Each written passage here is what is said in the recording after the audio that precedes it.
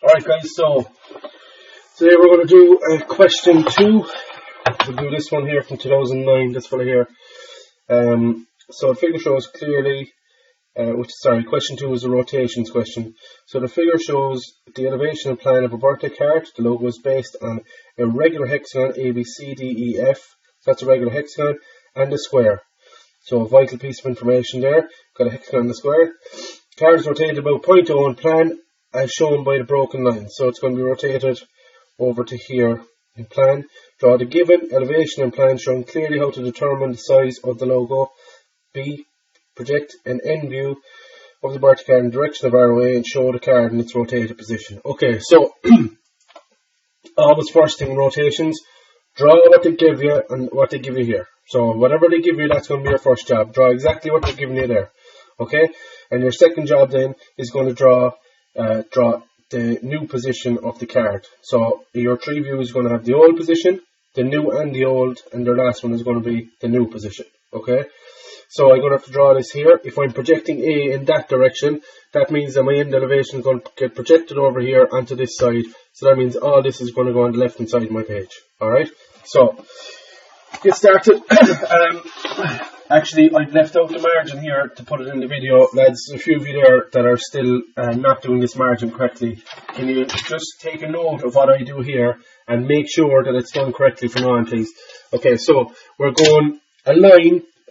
It's amazing I'm still explaining this, but a line going from the bottom right up to the top left. A 2H line longer than what you need. So maybe a quarter of the way, of the quarter of the distance.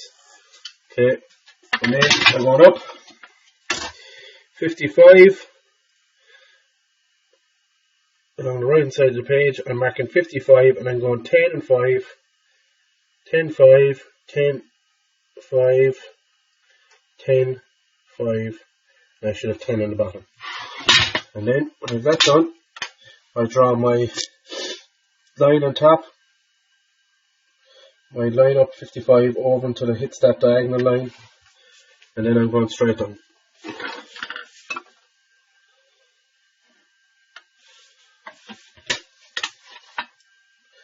And then I'm marking my 5s to make sure my text goes in there. Okay. Now for doing keywords, we won't do keywords today. For doing keywords, we're just going to extend up the right hand side of that up to the top and put our keywords on the top. We don't need keywords today. Alright, okay, then name. So Declan, so I put D-O Flaherty.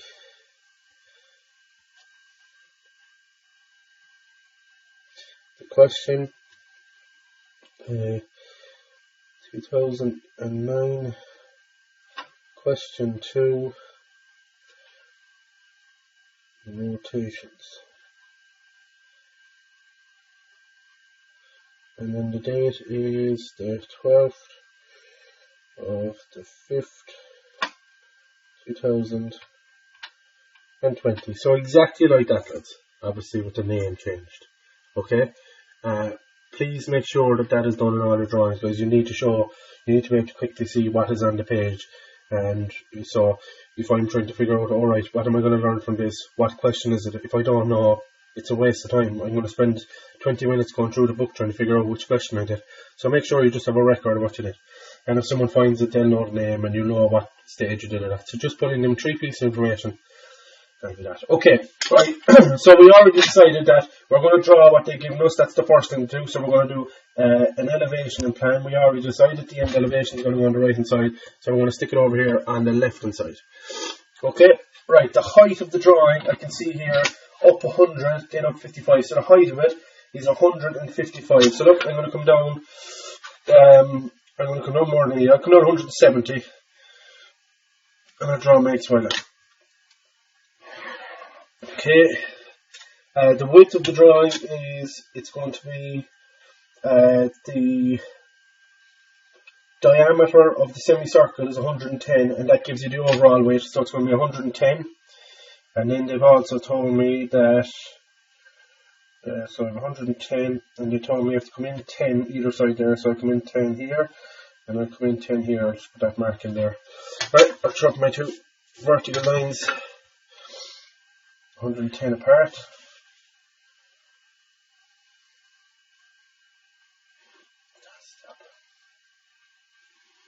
Okay, then I'm going up 100 from here. Up 100, that gives me the line, the diameter line of that semicircle. So that's there like that. Okay, and that semicircle is 55. So my compass set up, and I'll find halfway there. So 55 will be there. Halfway. I'm actually just drawing that in H because that's the right there. There.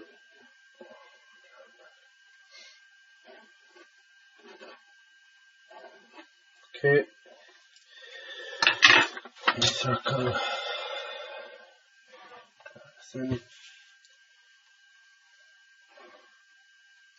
Okay, so this is it's going inside in that.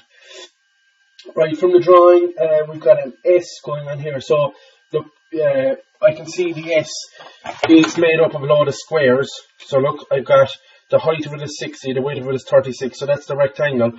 And within that, you've got 12, 12, 12, 12, 12, 12, 12, 12. So you've got squares of 12 millimeters that are making up that S shape. So I can see it's 2 squares down below that diameter line. So I'm going 2 12s is 24, and then 3 12s up is going to be 36. Alright, so mark that in. Right. So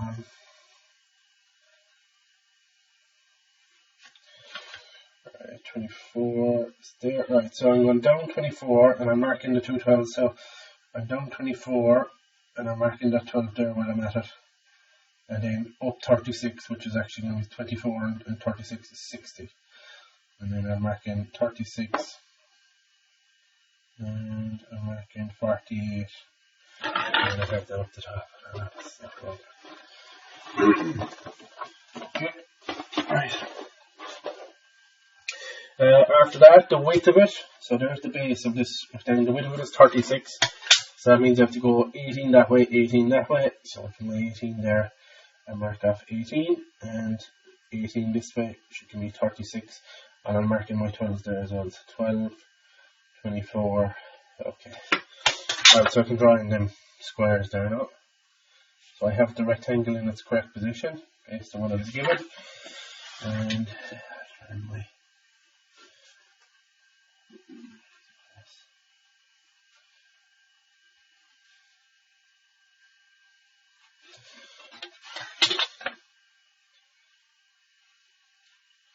so this is all in 2H, so we're trying to get through it now. Okay, so you can already see the S. You know, I have every line I need from that S.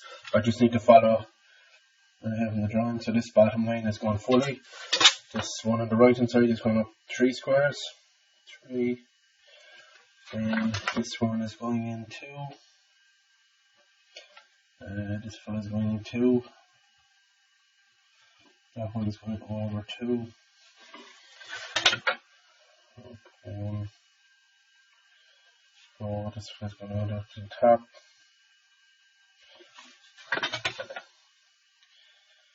Place that. This one here. And this here, going to there. Okay. So there is RS. And it's RS in its correct position.